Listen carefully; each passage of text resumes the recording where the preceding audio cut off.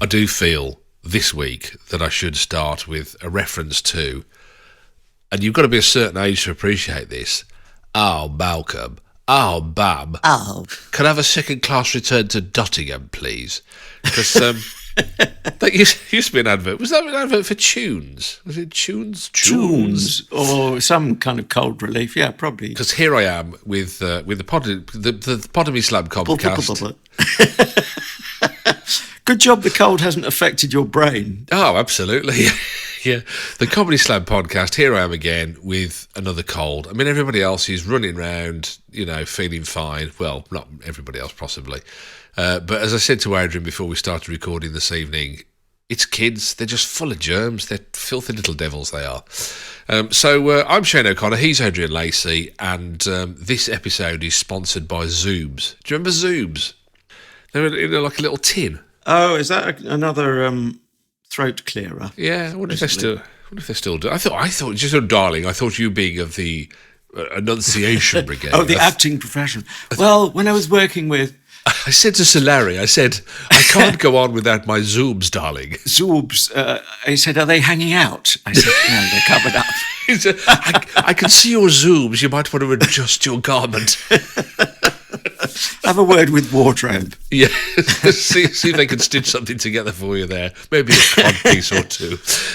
That's enough effrontery. Yes, and a backery as well. It's the Comedy Slab podcast. I'm Shane O'Connor. He's Adrian Bailey. Episode 141. If you've not caught up with us before, where have you been? Oh, you've missed such hilarity and laughter and japes. I think it was episode 78 we had japes, didn't we? Japes were had by just all. The 1 week. Yes. Sorry, honestly, it's these tablets I'm taking. Turn me a bit Frankie Howard. I do apologise. Episode 141, and we will be slabbing because we have turned it into a verb. The Anglo-American comedy Ted Lasso. If you're not caught up with us before, as I say, we take it in turns, Adrian and I, to choose a comedy to listen to watch. And we get together, we have a chat about it, and we discuss the bits that are liked, that are not so liked, why we liked the bits we did, why we didn't like the bits we didn't like so much. And we'll give it a score out of 5 each, giving it a grand total out of 10. We'll play you a couple of clips as the podcast goes on. And I think that's about it. And we'll also try and bring you a bit of comedy news, which I think you have for us this week, don't you, darling? I do, if only I'm looking at the right screen. Oh, you've got more than one screen. I have indeed. Well, no, I've got one screen that has to show multiple different images. How rather Knightsbridge. Yes, well, not really, because I'd have separate physical screens. Anyway, here's the arresting headline at comedy.co.uk. Yeah. Sitcom creators Marks and Gran to publish comedy writing guide. Now, who would you, or which shows rather, would you associate Marks and Gran with? I don't mean his Gran. That's their surnames, I believe. Hello, Gran, how are you? He's Marks with you tonight. Well, for me, and it's really weird actually, because for me, the big one is always, and I always forget Goodnight Sweetheart, Nicholas Lyndhurst's vehicle, but for me, the big one is Birds of a Feather. I always think of theirs. What? Go on. Have I said the right answer? Yeah. Well, I was going to say I worked on that when Did you? It came from ITV to the BBC, or do I mean the other way around? Before it went off to ITV. Anyway, I was at the Beeb, yes, I don't think I did that many episodes, but I enjoyed what I did. And what else are they associated with? There was another one. Oh, The New Statesman, Rick Mell, wasn't it? Do you know, I'd forgotten they'd done that, and they immediately shot up in my estimation because Birds of a Feather is hardly going to be up there in the pantheon of great comedies of the world. I mean, it was workmanlike, wasn't it? I mean, it did the job, and it was for the target audience, it was what it was. A bit like Goodnight Sweetheart, but then to write those and then The New Statesman is quite incredible, isn't it? Really, they are so different, don't you think? This is where I'd have to have a top-up course in all of their work, really, to be honest, because it's been so many years. But I mean, let me just say that if you write something like Birds of a Feather, which was like kind of gentle, and it's about life in Essex, and I know there's a bit of prison involved, but nothing too heavy. Goodnight Sweetheart, a time travelling nice guy who was living in wartime Britain and also in the 1980s.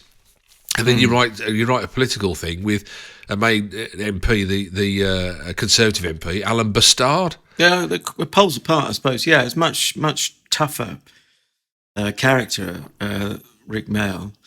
I suppose for us, in terms of what we want to talk about briefly now, before we get to put our comedy on the slab, is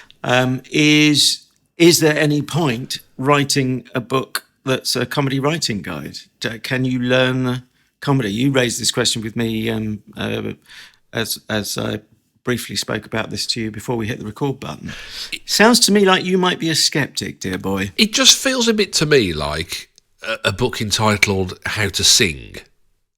I don't know. You have to have something within you to start with before. Do you know, it's not going to work for everybody, is it? I mean, you've done creative writing courses. Have you done comedy writing courses as well? I don't know that I did it specifically, but comedy was part of what we did in creative writing.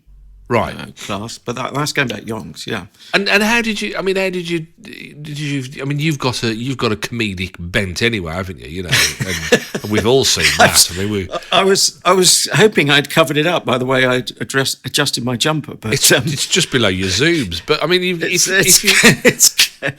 sorry, have they popped out again? I'm gonna have to do something about that. I think I've made it clear I can't teach anyone to write comedy because I can hardly write it myself. I mean, who does a podcast in a muscle vest? That's all I'm saying. It's ridiculous. But anyway, me. Do you know what I mean?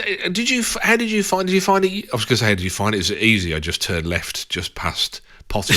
It was in Knightsbridge. Well, I'm thinking of a night class. I'm involved in an ongoing writing club, but there is an element of comedy to that as well, but only part of what we do. Sorry, what was the question? Could you repeat the question? Can you teach comedy writing, do you think? I mean, if you got somebody and you said, they're not really, I don't know, comedically inclined, could you just stick them in a room and say, right, I'm going to teach you how to be a comedy writer, and they could do it? If they really wanted to, I think they... basically, the best writing class, just as the best singing class, I think will elevate what you've got there already. Right. So if you're sort of saying comedy writers are born rather than taught, I would say you start with some raw material, but you can refine that with tuition, I think, and practice and hard graft. My worry would be that you'd end up, you teach them formulas, and so you'd end up with a formulaic writer. But have you not given already the counterweight to that by saying, listing the variety of work that, we should give them their full names, Lawrence Marks and Maurice Gran have written? As you were saying, if they can go from Birds of a Feather to the New Statesman, surely they can teach people to at least aspire to that sort of range, don't you think? Well, I don't know. You could be a great Formula One driver, but whether you could actually teach people... I thought you were going to say whether you could just drive down to Sainsbury's and get the family shop without getting done for speeding. Well, yeah, probably. But do you know what I mean? It's that kind of whether you could teach it. I think teaching is a separate thing and requires separate skills. I mean, you're right. There's no question about their abilities and their breadth of work. But I think it's an interesting one, isn't it? It's quite curious whether you could teach that. I mean, I suppose the answer is that if you don't have a comedic bent, then you're not going to be on the lookout for that kind of book, and you're not going to want it, are you? No, I think it's you've got to have an interest to begin with. And I was just going to say a general point about any teaching of creativity. Good teaching of creativity won't teach a formula, although it's almost. I'm going to virtually contradict myself, but there are certain patterns, aren't there, and shapes. But I mean, Paul McCartney always said about songwriting: if we had a formula, I'd ignore it anyway. And you can hear that in the Beatles canon, can't you? And Paul McCartney's subsequent work, whatever you feel about either or both. Yeah, he's not writing song after song after song that's just that was a hit. Let's see if I can repeat the formula. No, but although people do that, don't they? You're right. I mean, there are people who want to pursue that, and then others that want to avoid it. Really, so I'm not really sure. It'd be interesting to see. Maybe you should get the book and see if you can see if it does you any good. Hang on, is that on expenses, or do you want me to shell out for it and then loan it to you like I do everything else? I'm not actually. I'm not going to pay for it. On an unrelated note, can I just mention? I was just having a swizz through. A swizz through Twitter, and I just wanted to mention a few people. Adrian Bailey, one of our long-time listeners. Did you see that? He said he's been watching a bit of Dom Jolly on Twitch. No. Which I thought was a gaming platform predominantly, but he said it's a new way of connecting with comedy. He said, I wonder how many other comedians are doing live streams on Twitch, and will the Comedy Slab make that transition? God, we have enough trouble getting these 45 minutes together each week. I can't imagine if he'd been here earlier, yeah. Yeah, but... so I don't know. That's an interesting one. Maybe it's one to slab. Dom Jolly on twitch.tv/Dom Jolly is the place to find him. Thanks for that, Adrian. Appreciate it. One of our tweets got liked, about 15 stories high, the Sean Locke thing. One of our tweets got liked by a guy called Paul Locke, and I've desperately gone through his timeline to find out if he's any relation to Sean. Let's tell ourselves he is. He does look like he does look a bit like it, and we predominantly go out on Spreaker, don't we? And they very often they're just like one of our tweets actually, which I replied to. They were asking people, what have you changed about your podcast since it started? And I replied, our underpants at least once. And they've actually liked that. Did you do that? Oh, well, that's good. They like your underpants. They like our underpants. Did you do that on behalf of both of us? So I'm implicated. Well, I mean, I just assumed you had. So does that make me bad? Come August, yeah. all I will say is yes, it's overdue. Shall we slab a show? I don't see why not. Let's get moving. I mentioned already Ted Lasso. Although we fell at the first hurdle with this, didn't we? The title. You did. Well, I started sort of second guessing myself. I was thinking, well, isn't it Ted Lasso? Is that how you would spell lasso? It is, isn't it? No, I think it has double O, doesn't it? I haven't had to spell it for ages. We don't have lassos much in British culture. More's the pity. And there's no westerns on telly, is there, these days now? No, I used to get the High Chaparral and all of that every week. Yeah, we don't even get the Low Chaparral now. You can't get any Chaparral after 6 o'clock. No, not in this town. It's a one-horse town. Anyway, shall I give you a quick synopsis? Yes, and summarise it if you could. I'll do both. Just in case you were sitting there, I would imagine you sitting there thinking, what the hell's all this about? Now you tell me. Basically, the main character, Rebecca Welton, which is she played by Hannah Waddingham, who I know her face. I don't know why I know her face. Yeah, the big Game of Thrones, if you know that kind of Is that what she's from? Oh, no, I've never watched that. Apparently, yeah, that's her. I think that's probably what she's best for, right. Generally. Anyway, she's recently divorced, and she's the new owner of AFC Richmond, or Associated Football Club Richmond, to give it its full title, which is a struggling team, imaginary team in the Premier League. They've been promoted to the Premier League, but they are not doing well. And apparently, to seek revenge on her cheating ex-husband, she hires the most incompetent coach that she can find to run a football club, which is this American guy called Ted Lasso. He has done nothing and this is where the language, I'm sure we're going to talk about the differences between Englishisms and Americanisms crosses the paths. He knows nothing about football because he's an American football coach. In the lower divisions kind of thing. Anyway, he comes to the UK to run the football club, and hilarity ensues, I think is essentially what we're talking about here, isn't it? Have I left anything out? Well, I'll give my own verdict on whether I think hilarity ensues. That's what the show's all about. But yeah, essentially, I think that's it. Should we whiz into a clip, and then we can talk more freely? You can give us your headline. Or you can actually go, oh, I haven't thought of a headline already in advance. Oh, no. Do I sound like that every week? And then provide this absolutely storming headline. I've got you a number, pal, I tell you. Okay, we see Ted, the main character, Ted Lasso, it's quite early on at the start of the episode. This is, he sat in his bedroom. I think it's his bedroom anyway, and he's kind of sort of sitting there all pensive and on the edge of the bed, and he's playing with his wedding ring, which he eventually then takes off and puts on his nightstand. Oh, look at me talking American.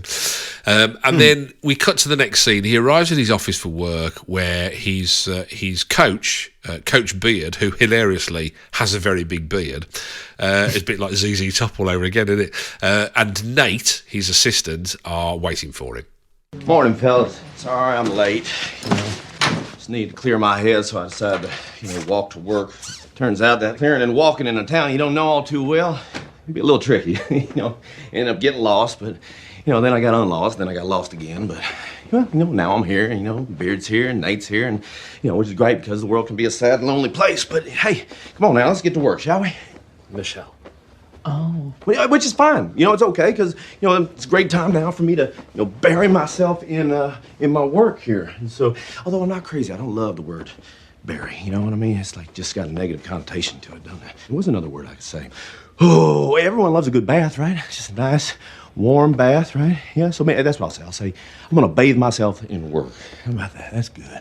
That's good. Nate, you got a favorite bath bomb, buddy? Oh no, I just don't really enjoy baths. Just 'cause my skin gets really wrinkly, and I'm deeply worried about aging. Okay, I get that. What about you, Coach? You got a favorite bath bomb? Creme brulee, honey. Honey, is that an ingredient or is that something you're just calling me right now? Ingredient. Shoot, I was kind of hoping it was the other one. Hey, but that's kind of a fun idea, though. Maybe we start calling each other little pet names, like Honey or Babe, It might be nice, right? What do you think, Coach? Hey, Nate, will you do me a favor here and we just help Coach plan practice for today? Sure, absolutely. Yeah. All right, thank you, sweetie. Okay, I'll see you all in a little bit. Lots of terms of endearment there. How endearing is my headline going to be? Did you want that? Yes, please, sweetie pie. Oh, honey. Oh, I haven't really thought of one. I'll do it on the hoof. That's a rubbish impression of you. I've thought of the sentiment, but I can't do it in a very pithy tabloid headline, which is a bit bad. Maybe I should get that Marks and Gran book and see if it will help me write a comedic headline.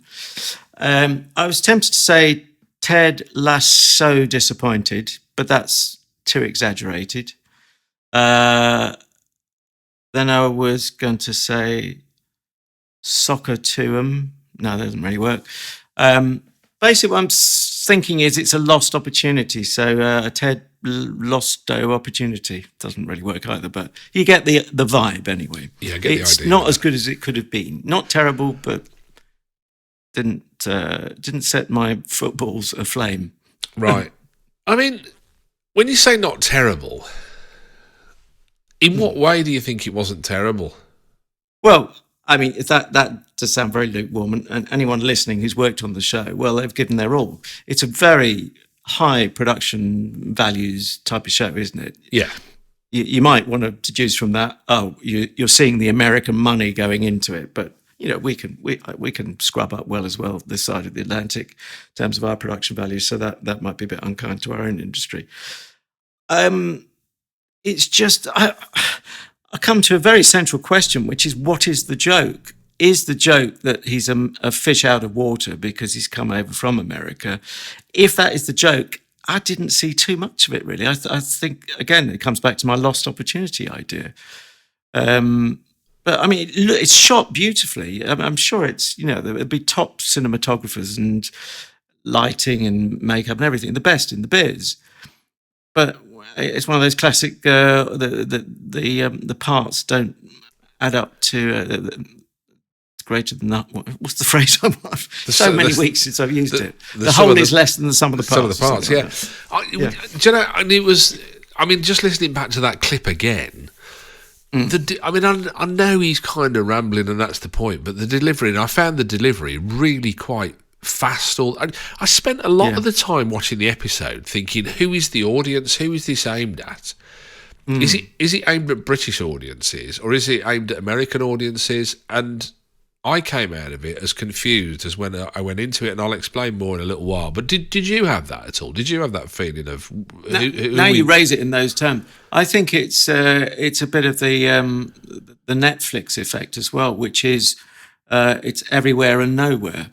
Did you ever see, not that I should admit to watching Sex Education, but did you see any of those? No, No. They look. I think they were shot in Wales. I could be totally wrong there, but they were in Nowheresville.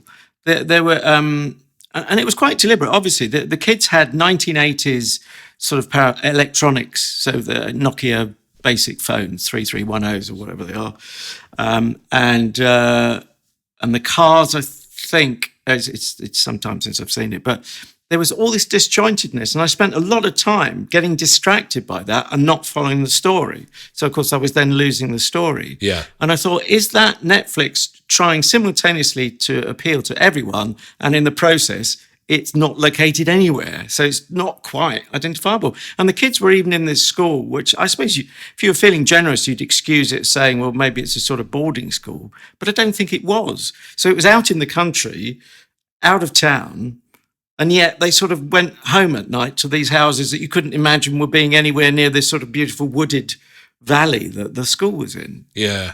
If that makes any sense. No, you're right. It was exactly that. That's exactly how I felt, that there was although, it was set in a strong identity of a football club that is struggling.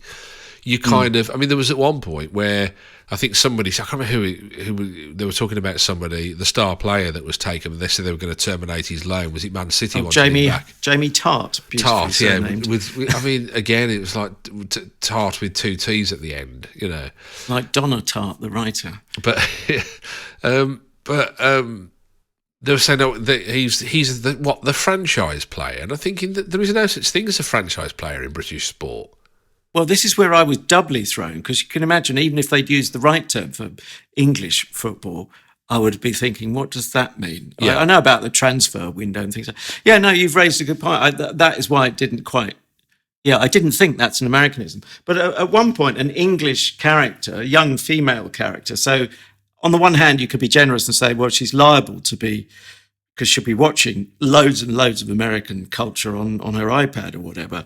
But she said to the boss woman, you got this. And then she said, and if you don't got this, ring me, or something like that. And okay, that could be a joke, but I was never confident that was the joke, that she's speaking Americanese and she's English. Yeah, because both of the character she was saying to was the club owner was English as well. So yeah, it didn't really it kind of fell between two stools, didn't it? Really? Yeah. Do you know? And you're right. It looks lovely. It looks fantastic. It's a great cast. Lovely to see Nick Mohammed in there as the assistant. Your mate. The writing, I thought, fell so short. I couldn't believe it. But this is made by Apple, isn't it? So apparently Apple are doing quite well and have got a few quid in the bank now. So yeah, world's biggest company. Yes, $2 trillion or something. And they released this and have immediately announced that they're making a second series. Now, give me a second series. Give me a second series, you swine. But the difference, as you said, the difference between, I know we can, in the UK, we can make things look really quite nice and swish and all the rest of it. But the difference is there would have to be some kind of period to see how well it played out with audiences before they go gung-ho into making another series, wouldn't it, really? Whereas this, I think we've allocated the money, do it. Well, actually, I don't know. Sometimes... over here in the what now looks like the dated world compared to Apple TV and the like, the dated world of what we must now call linear channels, you do get a show going out, and while it's going out, they'll say they announced the second series, and you think, well, that's either very bold and courageous, or it's just, a little bit tin ear. That does happen. Maybe it doesn't happen so much as it did. I don't think it. I would have said only for political reasons. Generally, that happens is that it's something that they want to do. It's a ground they want to break. It's the first lesbian written comedy or something like that, and it'll automatically get a second series because politically there's a will.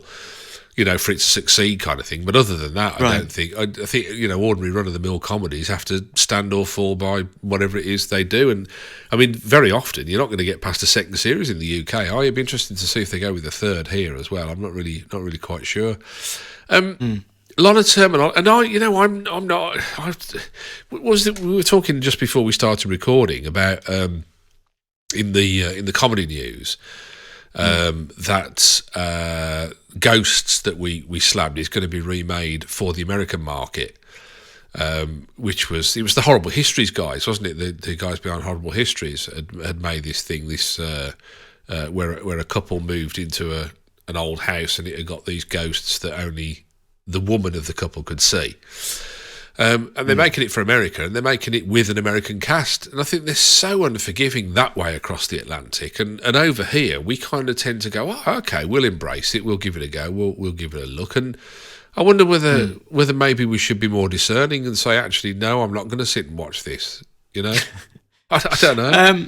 I'd rather it was the other way round, that America was a bit more embracing of other cultures and outside input. But it's deep in their culture. I mean, they won't listen to how other cultures pronounce words, will they? They'll just say, well, it looks like that on the page. I'm sure as hell going to pronounce it as it looks. And that's what they do. I told you before, haven't I, in restaurants in America, a couple of things that spring to mind was one that I remember asking somebody for a waitress for a jug of water. And she just couldn't get a jug of what, and I said, can I get a pitcher of water? And oh God, yeah. And the other one, which is even more obtuse, I thought, was I said, do you want a dessert? Yeah, can I have a banana milkshake? And she said, a banana? What? I said, banana? Oh yeah, okay, yeah. Seriously, you couldn't get banana. That's very subtle, isn't it? The difference. Do you know what I mean? It's like you're winding me up now, really. So I don't know whether they kind of, they do it deliberately just to slow us down and make us feel a bit uncomfortable. I'm not really sure. And then Phil, we have to give a bigger tip to compensate. Exactly. Yeah, if you feel bad now for upsetting. I'm sorry. Just apologise as you go out the door backwards. Sorry. Yeah. What did you think of the writing? There were two lines that I'd written down. One of the Ted Lasso was saying about. He said, "Oh, I've got a list of names that his kids call him or something." He said, "Oh, what was that? Poo-poo face or pee-pee fingers?" And another character said, "Oh, that girl again said, oh, he's really gotten up your bum, hasn't he?" And I just thought, it's really juvenile, the writing, isn't it? It's really kind of base. Wouldn't you think a football team and a football culture is a place that you might get that kind of humour? I'm trying to cut it some slack. Do you think they'd say really gotten up your bum? Or do you think they'd say something a little bit? Because there was swearing in it, wasn't there? I mean, there was. Oh, there was. I felt gratuitously so, but oddly enough, I thought it was really weird. I thought, I barely noticed it, I have to say, compared to some weeks where we imbibe a lot of effing and jeffing. Well, I kind of expected it to be where it wasn't, and I didn't expect it to be where it was. It was a bit weird, I thought. Yeah, I don't know. I didn't think the writing. I don't react to it in quite the same way as you, but then I've not really embraced the show generally. So part of that is not hugely embracing the writing, but at the same time, didn't hugely offend me. It sort of motored along. I just thought, I have heard the second clip before we play it, but I can't remember whether that. Oh, yeah, that comes to the big plot point. I thought the plot point. Do we want to talk about the main thing that motors along? Yeah, sure, yeah. Yeah, which is, my heart sank when it was raised because I thought, oh, is this going off the rails in my terms? But anyway, there's superstition around it's the treatment room, isn't it? Which has been thought to affect one of the two star players, the two aces of the title. Yeah. One of those aces. And I thought, oh God, are we going, funny you should be coincidentally mentioning ghosts there, but I thought, are we going to go into sort of necromancy and all sort of irrational fantasy land now? And you sort of half had to believe that there was something. But then I think there was something, for all you're saying about the writing being immature, I thought it was at least clever enough to stand back from that and say, well, no, it's because the players believe there is this curse on the treatment room. That's why it's affecting their play, rather than there literally is something supernatural going on. Ooh. Is that fair? Yeah, I think so. Yeah, I think it's... because that is the thing in English football is that, in world football, if you look at it around the world, particularly some of the South American players are hugely religious.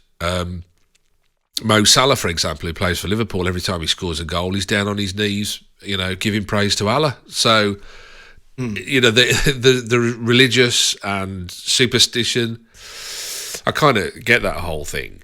Should we have a listen to the clip anyway? You brought the whole thing up, so it's almost the pinnacle of this plot point, isn't it? That we're going to play on this clip.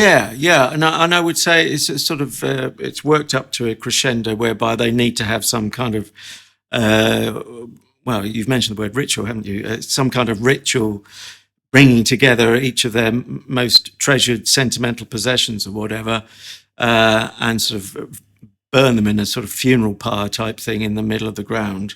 As Adrian rightly said, the treatment room at the club is supposed to be cursed, and this manifested itself in the South American player. Is he Mexican? I can't remember what he is, yeah. The Mexican player injuring himself or tripping up or pulling a muscle or whatever. And so this is how they all started talking about this curse on the treatment room. So, and as Adrian also said, they're told, okay, bring something personal to the clubhouse. They're not told why, but the next thing is, in the next scene, we see them all gathered around this great big oil drum that's situated in the middle of the room. I can't actually tell you what lives beyond our physical world and what doesn't. What I can tell you is that with the exception of the wit and wisdom of Calvin and Hobbes, not much lasts forever.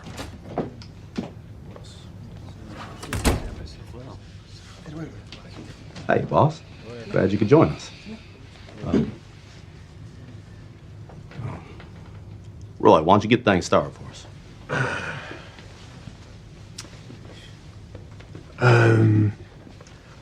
I was 9 when I got scouted by Sunderland, and I'd never left London before.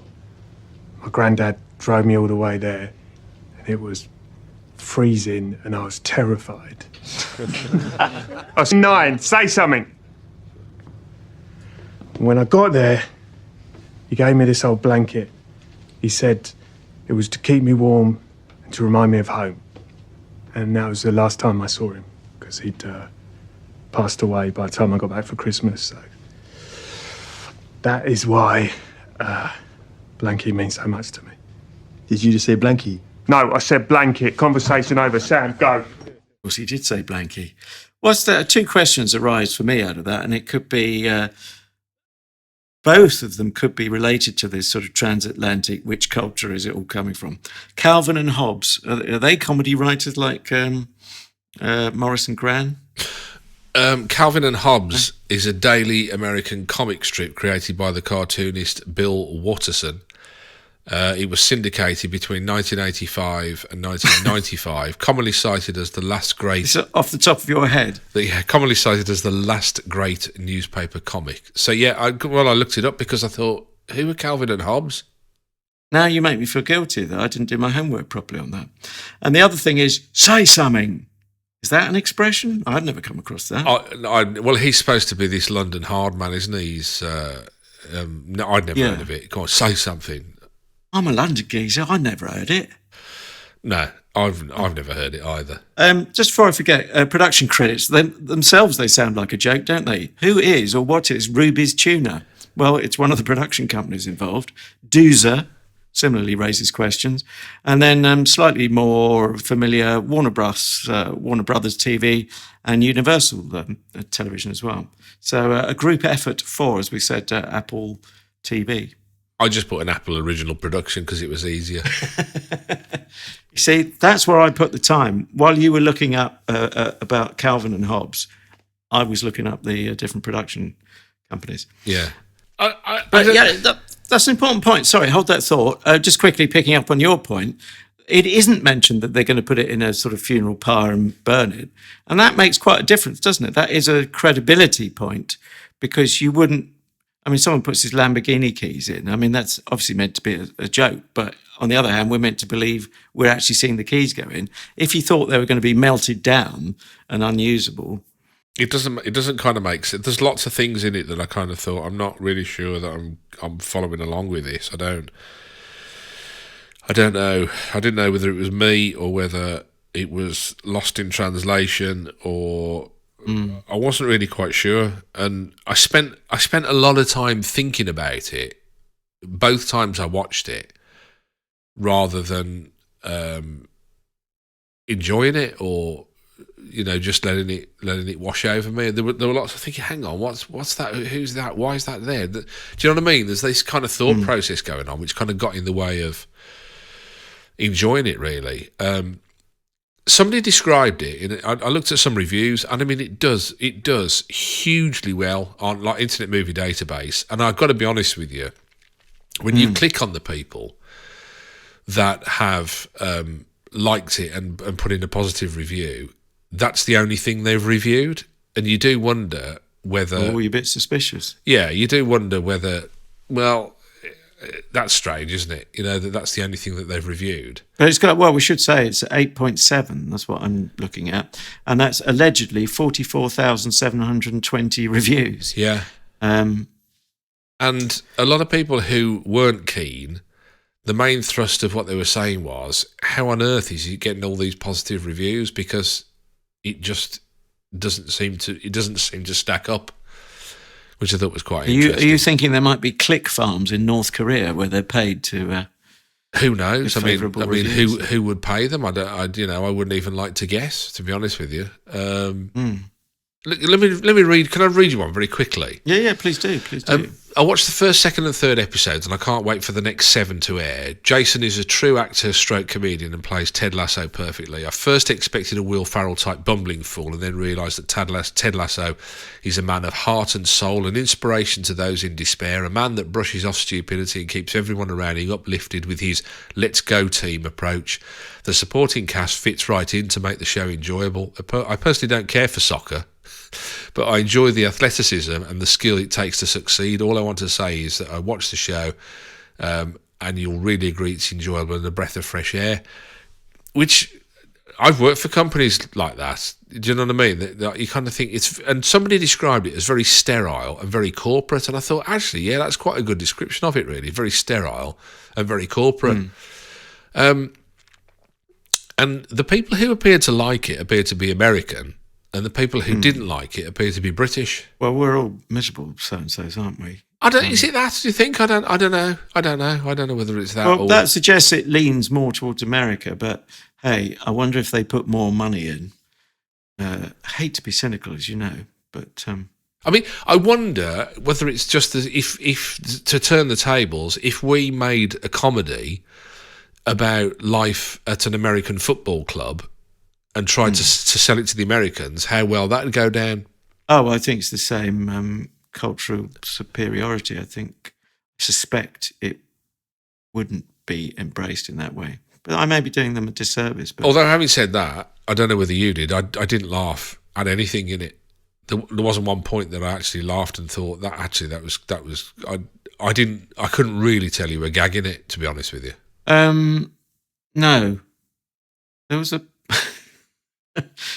There was a point where I'm not quite sure what my reaction was, but someone they appeared to be smelling some knickers, which they then put on the what I'm calling a funeral pyre, which isn't. That was I think it was probably more a wince and a, ooh, did I really see that? Yeah. And rewinding it 20 times, I can confirm I did really see it. Okay, Strange. It has to be the time, doesn't it, to give it some numbers against what we've been talking about, do you think? It didn't feel like it was dragging, so it does motor along. It feels like it's made by professionals.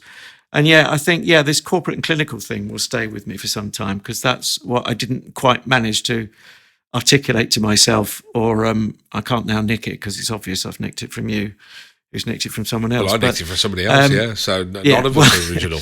It is strangely passion-free in a sport which thrives on passion. I mean, absolutely. That's a good point. You know, this is what people like me who don't really dig football, we don't quite understand, but we do at least respect it and know it's there. Yeah. I mean, I wouldn't dare to say anything against the Villa with you listening.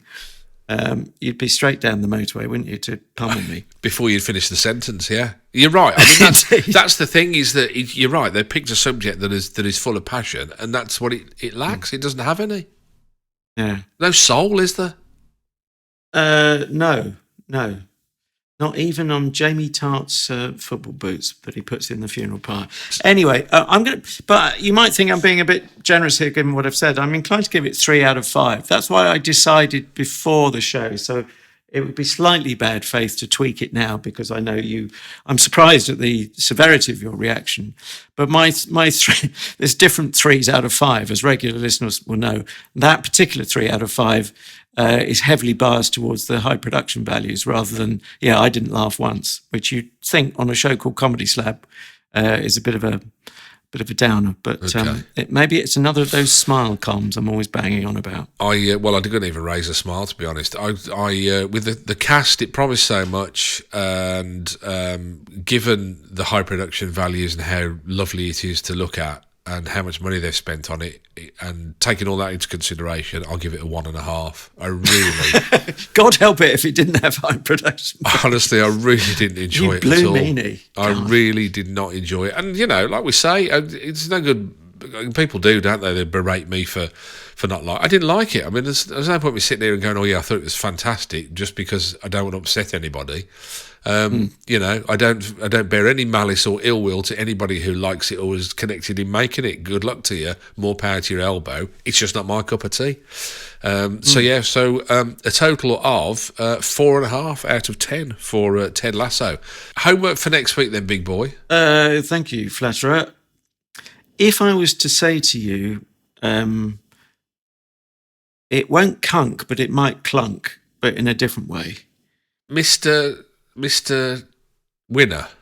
Yeah, very good. Nothing up my sleeve. That was not edited after the effect. I couldn't think what it was called. I was going to say Mr. Sunshine. I couldn't think what the damn thing was called. But then I realised I'd said clunk, and it's not clunk. It is Herbert Clunkerdunk, isn't it? Yeah. Clunkerdunk. Right, I couldn't remember if there was... Anyway, you're bang on the money. We are, for people absolutely... I've got apple on the brain. Absolutely bamboozled by what the heck we're talking about. It's Spencer Jones, who was in the mind of Herbert Clunkerdunk, which is still, as we speak, on BBC iPlayer, in the UK at least.